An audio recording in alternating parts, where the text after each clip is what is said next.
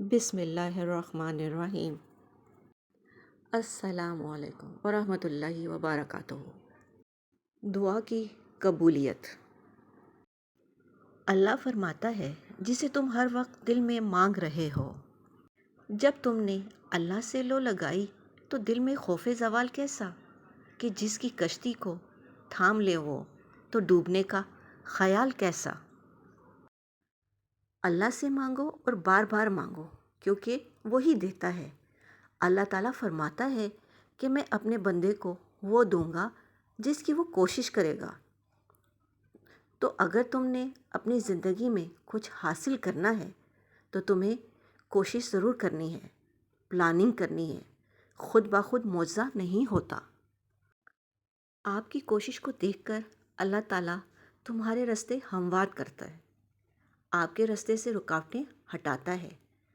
اب آپ کا یقیناً یہی سوال ہوگا کہ پھر اللہ نے دعا کرنے کا کیوں کہا کہ تم دعا کرو، میں تمہاری دعا قبول کروں گا۔ تو پہلے اس بات کو سمجھ لیں کہ اللہ تعالیٰ آپ کو جو دعا کا حق دیتا ہے نا، تو یہ کسی بھی کام کے عمل کو اتنا آسان کر دیتا ہے کہ اگر کسی چیز کو حاصل کرنا چاہتے ہو تو تمہاری یہی دعا تمہاری مرضی تک پہنچ جائے گی۔ اور اگر دعا نہ ہو تو ہو سکتا ہے کہ اس کام میں ہزار رکاوٹیں ہوں اور اس میں اللہ کی مدد شامل نہ ہو، یعنی آپ نے کوشش ضرور کرنی ہے اور اس کے ساتھ دعا بھی کرنی ہے کہ اللہ میرے لیے اس کام میں آسانی فرما، میرے راستے سے اس رکاوٹ کو ہٹا دے، میرے نصیب میں اس چیز کو لکھ دے۔ تو اللہ بھی تمہاری مدد ضرور کرتا ہے اور توکل لازمی کرنا ہے۔ توکل سے کبھی محروم نہ ہونا۔ یقین پکا رکھو گے تو حیران کن معجزے بھی دیکھو گے۔ وہ رب جو بارش کے بعد 7 رنگوں کی دھنک بنا سکتا ہے، اس کے لیے دکھ کو سکھ میں بدلنا کیا مشکل ہے؟ کیونکہ اللہ تعالیٰ خود فرما رہا ہے، تو ضرور ہم تمہیں پھیر دیں گے اس کی طرف جس میں تمہاری خوشی ہے۔ تو تم اللہ سے گمان اچھا رکھو کیونکہ اللہ تعالیٰ بندے سے اس کے گمان کے مطابق ہی معاملہ کرتا ہے۔ تم بے فکر ہو کر اپنے معاملات اس کے سپرد کر دیا کرو، اور اگر وہ اس میں بہتری سمجھتا ہے تو وہ گنجائش نکالتا ہے۔ قرآن کہتا ہے ہمیں اللہ کافی ہے اور وہ بہت اچھا کارساز ہے۔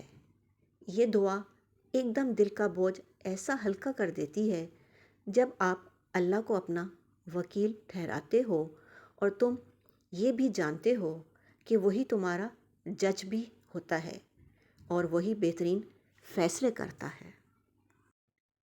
آپ صرف کوشش اور دعا جاری رکھو، اسباب بنانا اس کا کام ہے۔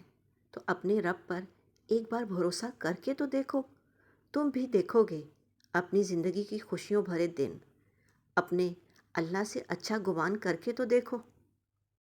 سنو، تم یہ سوچ کر خود کو ہرگز ہلکان مت کرو کہ بار بار دعا مانگتا ہوں قبول نہیں ہو رہی۔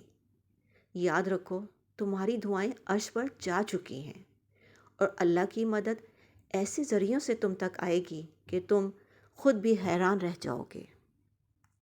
اللہ پاک ایسی تقدیریں بدلے گا تمہاری کہ تمہاری زندگی بھی مکمل ہو جائے گی۔ وہ ایسے کن یعنی ہو جا کہے گا کہ ہر دعا سن لی جائے گی انشاءاللہ۔ نماز میں بہت کم وقت بھی رہ جائے تو اسے مؤخر نہ کیا کریں، بلکہ جیسے تیسے کر کے اللہ پاک کے دربار میں حاضری ضرور دیں اور اس یقین کے ساتھ نماز ادا کریں اللہ پاک قبول کرنے والا ہے، کیونکہ کوئی چاہت سے ملنے آ جائے تو اسے گھر سے نہیں نکالا جاتا۔ نیکی چھوٹی ہو یا بڑی، اسے پسند آ جائے تو دوزخ حرام کر دیتا ہے۔ اگر آزمائش نہ ہو تو رستہ مشکوک ہو جائے۔ بے شک اللہ جس چیز کے ساتھ آزماتا ہے تو اسی میں خیر ہوتی ہے۔ اپنے دل کو اس بات سے راحت دو، اگر آزمائش نہ ہوتی تو حضرت یوسف علیہ السلام اپنے والد کی گود میں ہی رہتے، آزمائشوں نے ہی انہیں عزیز مصر بنایا۔ اپنا اور اپنوں کا خیال رکھیں، خوش رہیں، خوشیاں بانٹیں۔ اللہ نگہبان۔